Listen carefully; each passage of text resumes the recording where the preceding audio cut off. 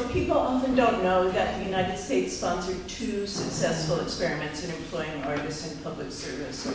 The first was the one depicted in part in the play that you've just seen.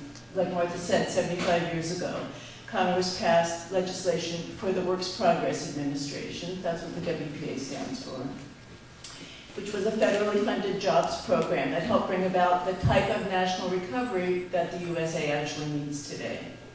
The largest WPA program, so among all the employment programs, was called for short Federal One, and that included the Writers Project, the Art Project, the Theater Project, the Music Project, and an index of historical records, and sub-projects under that for dance and other kinds of arts activity. So artists were employed to paint murals, make theater, document history, teach music, and do a lot more. But the first programs began not explicitly to employ artists, but to employ workers of any kind in a time of high unemployment. And artists in most urban centers were designated as a target group because of structural things that had happened in the economy. There had been thousands of legitimate theaters closing as motion pictures came to the fore, and live theater receded, and all those people were unemployed, and that made them a target. In the mid-70s, a whole constellation of public service employment programs was created. This is in the Nixon and Ford administration, so that's an interesting indicator of how much Republican has changed in meaning since then. And Martha mentioned having a seated job back in the day. That was a Comprehensive Employment and Training Act, and like the WPA, it also included many different types of employment and training. But artists and arts organizations were very resourceful, and when they saw there were public service jobs available, they applied for those jobs for arts organizations and arts projects, and they found ways to support their own work, particularly the work of community artists. But once artists filled these jobs, it became evident that employing them was a particularly good public investment because they could help realize multiple objectives for recovery at the same time. When you give an artist a public service job, you get the individual and social benefits that attach to all job creation. Like that person pays the rent and buys food and other necessities, and that puts money into circulation, supports a family, and so forth. Every job that's funded by public funds has those same economic and social benefits. But with an artist, you also get someone who's skilled at making beauty and meaning, who invests those skills for the public good. You get music lessons and performances for kids who would otherwise have far less opportunity to experience the pleasure, magic, self-discipline, and sense of accomplishment that entails. You get sites of public memory, such as murals, in communities that otherwise have few opportunities to claim public space and public notice.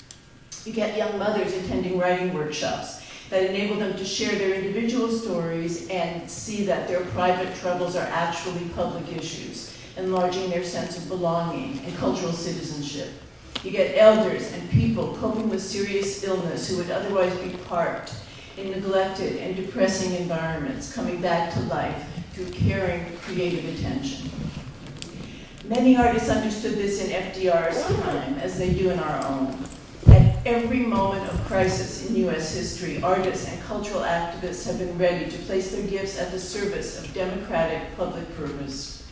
The resilience that sustains communities in times of crisis is rooted in culture, in the tales of persistence and social imagination that inspire people to a sense of possibility even in dark times. Through art, people prepare for life's challenges, strengthening their creative judgment before it's tested. Artists can expand social imagination, helping us to envision the transformations we hope to bring about, stimulating our thoughts and feelings toward the new attitudes and ideas that will drive recovery and animate a sustainable society. Viewed through this lens, art is nothing less than the secret of survival. Now, as in the Great Depression, our resilience, creativity, and future sustainability are riding on the stories that shape us. There can be no lasting national recovery without cultural recovery, without finding and nurturing the stories that can fuel positive change, restoring faith, and creating possibility. So I'm here to talk today because it's time to support our collective capacity to create and share stories.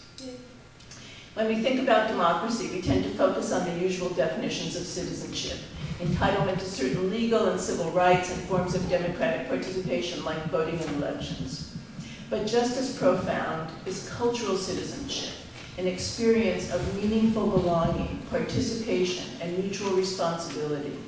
In a situation of true cultural citizenship, people learn about each other's heritages, respect each other's contributions to community life and public discourse, feel welcome in their own city or town. And the very best way to cultivate this capacity is to employ artists, because direct experience of art making gives people an inspiring experience of their own creativity and imagination. It puts essential tools of self-expression in their hands and provides an inspiring gateway to other forms of social participation. Many of us here have seen the difference that the presence of just one artist, one able and dedicated artist, can make to a classroom, a hospital ward, a prison, a community center. By the end of its first year, Federal One employed 40,000 artists, and that was when the US population was 1/3 of what it is today. So take a second. Imagine what 120,000 artists working in public service could do today. Imagine if 60,000 of them were women artists. The usual argument against investing in art's public purpose is cost. But I think cost is just a cover story, because we are profligate spenders in other public arenas. We currently have more than 7 million people in prison on parole or on probation, with total spending by the states alone that the Pew Center on the states puts at around $52 billion. The National Priorities Project calculates that we have spent over $970 billion on war since 2001 alone. That is an average cost of $315 million a day, which equals 2 National Endowment for the Arts annual budgets daily, 7 days a week. When future generations look back on this period and deduce who we were from the way we chose to invest our commonwealth, what will they say? Do we want to be remembered for our prodigious capacity to punish, or for our vast creativity?